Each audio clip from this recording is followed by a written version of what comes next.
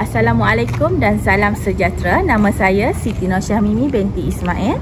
Nombor matrik 920201.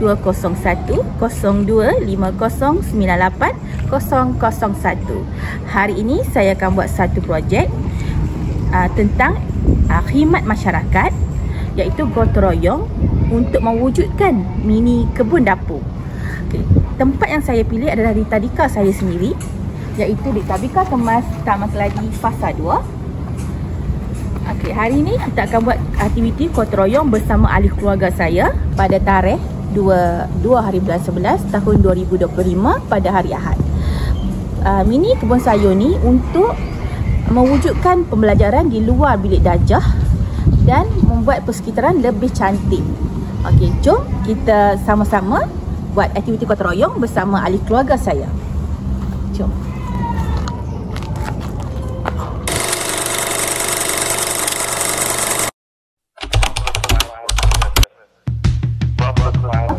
Ini adalah tempat penyediaan yang saya pilih untuk buat mini kebun sayur. Ini adalah sebelum. Saya memilih tempat ni sebab dia berdekatan dengan pintu masuk utama yang membolehkan murid melihat mini kebun sayur, dan ibu bapa pun dapat melihat mini kebun sayur sebelum masuk ke dalam kelas. Sebab apa? Dan saya memilih kawasan ini juga kerana dia mendapat pencahayaan matahari yang cukup. Ini adalah sebelum memulakan aktiviti mini kebun sayur. Saya menggunakan kaedah hidroponik untuk mini kebun dapur.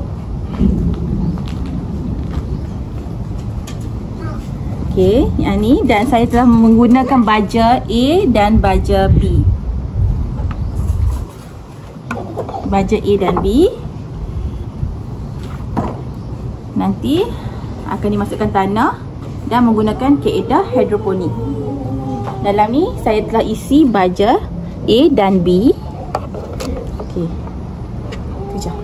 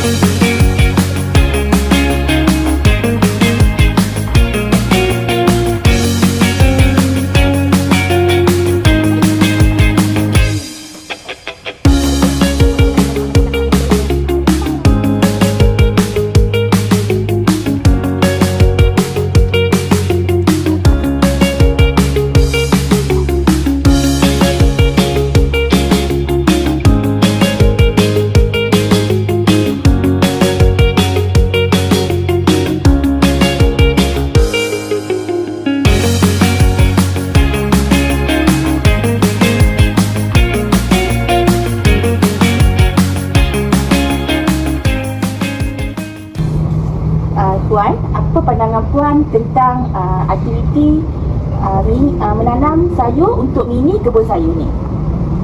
Alhamdulillah, aktiviti ni bagus.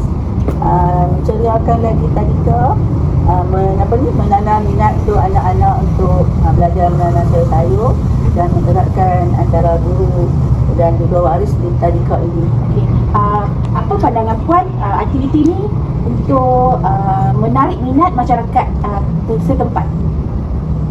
Patutnya kita adakan setiap tahun program ni kan, terutamanya pada waktu untuk menuai sayur.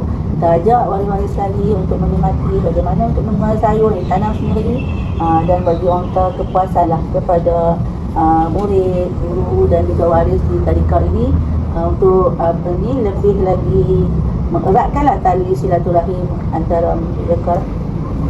Okey. Amsyah, seronok tak tanam sayur hari ni? Seronok.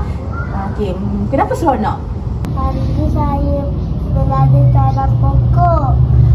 Cantik tak? Cantik. Amsyah suka makan sayur tak? Suka. Sayur apa yang Amsyah suka makan? Kangkung suka makan tak? Suka. Sedap tak? Sedap. Okey. Okey, nanti kita tanam sayur lagi. Boleh? Boleh. Bye-bye. Masya-Allah. Bye. Kesimpulannya, aktiviti mini kebun sayur ni berjaya dilaksanakan dengan ahli kumpulan yang terlibat dan dapat menambahkan keceriaan kepada tadika. Semoga dengan terhasilnya mini kebun sayur ini dapat manfaat kepada anak-anak tadika dan ibu bapa dan komuniti setempat. Mini kebun sayur.